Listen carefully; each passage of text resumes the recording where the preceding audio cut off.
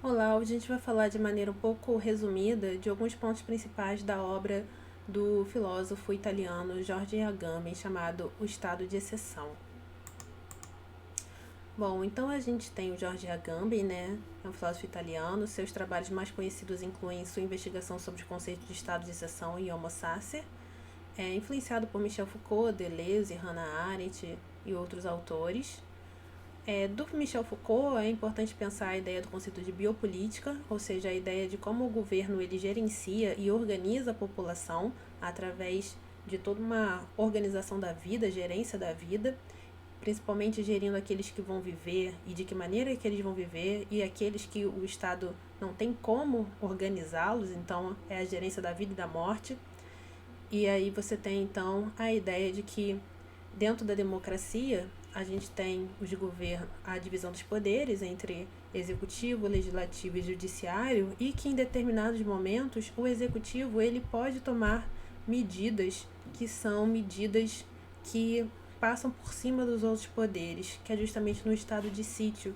Então a ideia de que esse estado de exceção ele está dentro e ele é uma condição de existência dentro de um Estado democrático. Então, a partir de medidas provisórias, você tem a possibilidade de que o executivo ele passe então por cima desses outros poderes e haja então de uma maneira um pouco mais autoritária. Então, o Estado democrático existe a condição de existência desse estado de exceção. Então, está dentro, né, da possibilidade do Estado democrático essa possibilidade do estado de exceção. Então, uma citação, né, do Agamben a partir do momento em que o estado de exceção tornou-se a regra, ele não é só sempre, ele não só sempre se apresenta muito mais como uma técnica de governo do que como uma medida excepcional, mas também deixa aparecer sua natureza de paradigma constitutivo da ordem jurídica. Então, juridicamente falando, é introduzido essa possibilidade de que o Estado haja de maneira a passar, então, essas medidas provisórias, decretos, de modo a que em determinados momentos, considerados circunstanciais, ele age de uma maneira mais autoritária.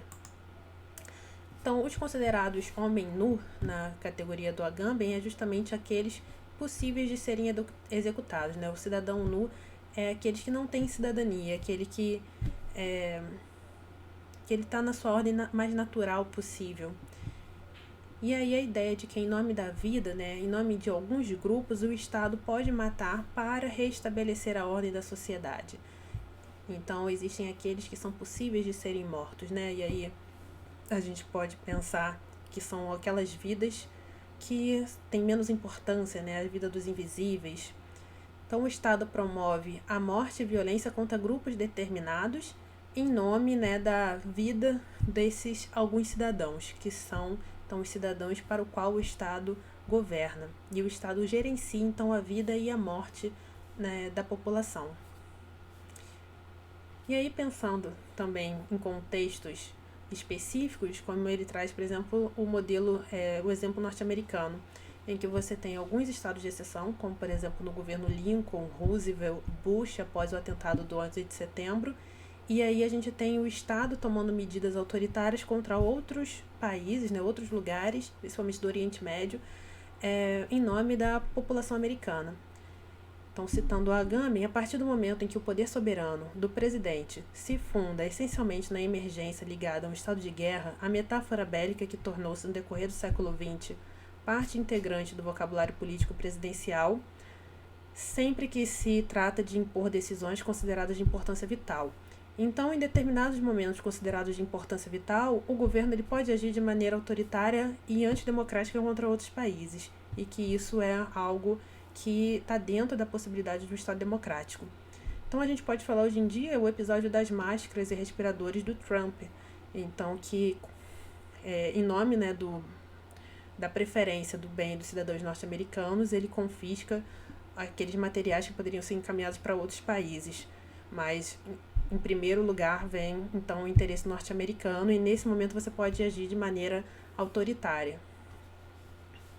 Então, é isso que o Agamben está trazendo como fundamental, que às vezes parece um pouco deixado de lado, meio esquecido, meio apagado, essa possibilidade então, do governo de agir autoritariamente mesmo estando num chamado Estado Democrático de Direito.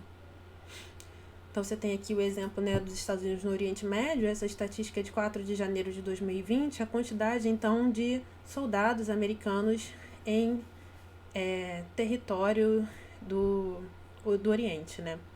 Então, a gente tem essa grande quantidade. Então, os terroristas podem ser perseguidos e mortos pelo Estado americano. Falando do Brasil, a gente tem as grandes estatísticas de morte da população negra que mora em comunidades e como a polícia entra muitas vezes nessas comunidades com material bélico e mata-se muitas pessoas que moram nessas regiões. Então, essa aqui tem algumas manifestações, né, de pessoas contra o genocídio da juventude negra, parem de nos matar. Então, atos, né, contra o massacre de populações. E a desigualdade do Brasil propicia essa forma de genocídio do Estado, né, principalmente matando homens, negros, pobres. Então, essa é uma característica da nossa especificidade do Estado brasileiro. Então, você tem, estatisticamente, uma grande quantidade de pessoas com essas características sendo mortas pelo próprio Estado, né? Então, o Estado é que promove essa violência contra um determinado grupo social. Então, esse é chamado que o Agamben chama do genocídio de Estado, do Estado Democrático. Bom, esses são os pontos que eu queria trazer hoje. Foram bem rápidos, mas são alguns pontos principais da obra do Jorge Agamben, chamado Estado de Exceção. Aqui fica a bibliografia para vocês. Quem se interessar em procurar, é um livro bem interessante. Tá bom? Até mais.